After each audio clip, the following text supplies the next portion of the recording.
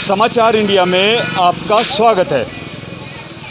समाचार इंडिया की मुहिम लगातार डे वन कोरोना का संकट जब से शुरू हुआ था, बंद दरवाज़ों में, बंद खिड़कियों में हर वो खबर हमने आपको दिखाने की कोशिश की है जिसको आप सुनना और देखना चाहते हैं।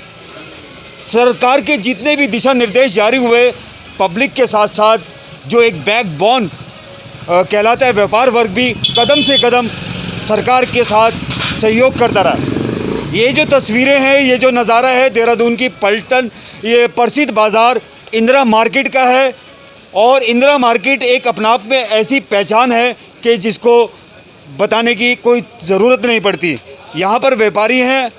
आज लॉकडाउन में कल जैसे कि सुबह 9 बजे से लेके 1 बजे तक का समय देगा, वहीं व्यापारियों ने थोड़ा सा उसमें विरोध व्यक्त किया था।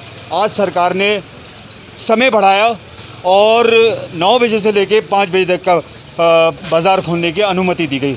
समाचार इंडिया में स्वागत है, अभिनंदन आपका।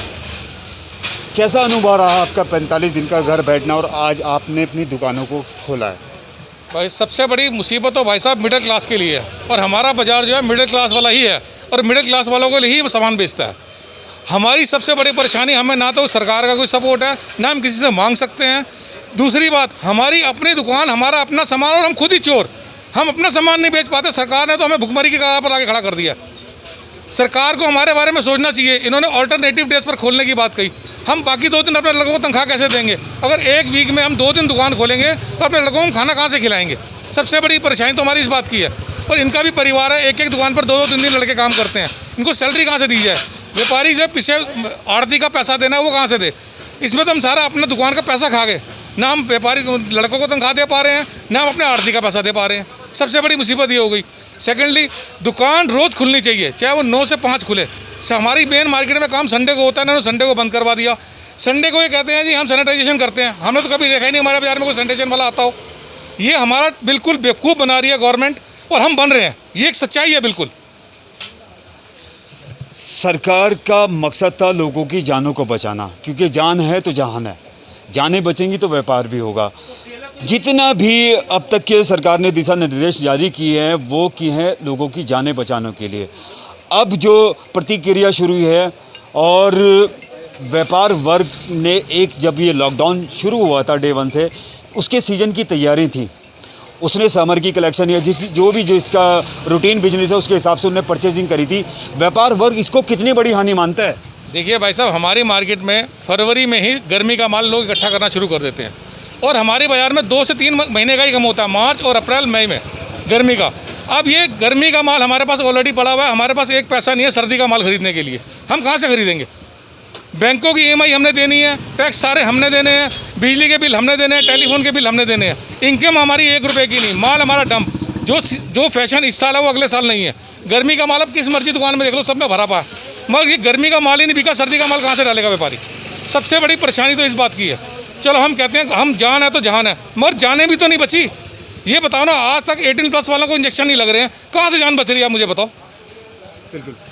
किस तरीके से देखते हैं, क्या सामान्य स्थिति होने में कितना समय लग जाएगा? कितना बड़ा हानि है, कितनी बड़ा ये नुकसान है व्यापार वर्ग के लिए? देखो भाई साहब, समय स्थिति जो भी है ये तो मैं नहीं बता पाऊंगा कितना समय लगेगा। ये तो डॉक्टर जो परफेक्ट टीम है वही बता पाएगी। मगर हम व्यापारी जो हैं बिल्कुल बर्बाद हो चुके हैं, बिल्कुल बर्बाद।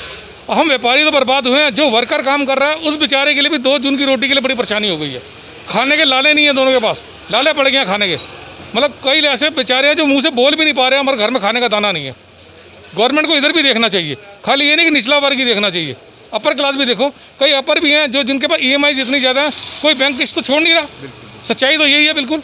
जो मर्जी गवर्नमेंट कहती रहे, अपने बिल छोड़े, इन्होंने बिजली के रेट बढ़ा दिए हैं, हाई ना स्कूल की फीस। सब बेवकूफ़ बनाया जा रहा है कि स्कूल की फीस माफ़ है, कुछ नहीं है। सिर्फ वो ट्यूशन फीस के नाम पर पूरी फीस ले रहे हैं, कोई स्कूल फीस नहीं छोड़ रहा। आखिरकार अंत में मैं एक ही सवाल पूछ पाऊंगा, इतनी सारी चुनौतियां हैं व्यापार वर्ग के पास और इतनी समस्याओं से वो जूझ रहा है, क्योंकि अगर कोरोना काल ने जहां विकराल रूप लिया, हमारे बीच से कई व्यापारी हमसे जुदा हो गए, कईयों की मौत हो गई, मगर सबसे बड़ा जो इस टाइम कोरोना काल के बाद अगर तबाही के बादल मंडरा रहे हैं, मायूसी है, बेबसी है, तो वो मध्यम वर्ग पे वो किस तरीके से अपने आप को एक नई जीविका में खड़ा कर पाएगा? भाई साहब देखो, मध्यम वर्ग तो हमेशा से ही पिसता चला आया। नीचे वाले को गवर्नमेंट मदद करती है, ऊपर वाले को फ़र्क नहीं पड़ता। सच्चाई तो एक यही है बिल्कुल।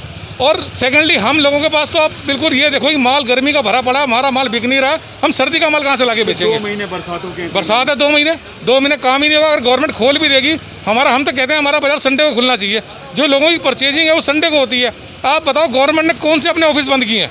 चाहे 50% करा है, ऐसी बाजार 50% खोलो, ईड ओवन पे खोलो, मगर खुलना रोज चाहिए। चलिए धन्यवाद, बहुत सारी शुभकामनाएं हमारी। हकीकत है कि जहां कोरोना काल ने एक विकराल रूप लिया और एक लोगों की ज़िंदगी को मौत के साए में जीने का एक माध्यम बनाया, वहीं कहीं ना कहीं मध्यम वर्ग हर रोज़ मरा है, हर रोज़ जिया है। ये दशा, ये दिशा जो आपको नज़र आ रही है, हर जगह खामोशी है, बेबसी का आलम है, व्यापारियों की आंखें नम है। ये दुख जाहिर कर रहा है कि इस कोरोना काल ने जो जहां जानों को नुकसान पहुंचाया, वहीं आम जनजीवन को भी तबाह और बर्बाद किया। आप भी सतर्क रहें, जागरूक रहें और मास्क का पालन करें, 2 गज की दूरी बना के रखें, सैनिटाइज करें और देखते रहें समाचार इंडिया, खबर से लेकर असर तक।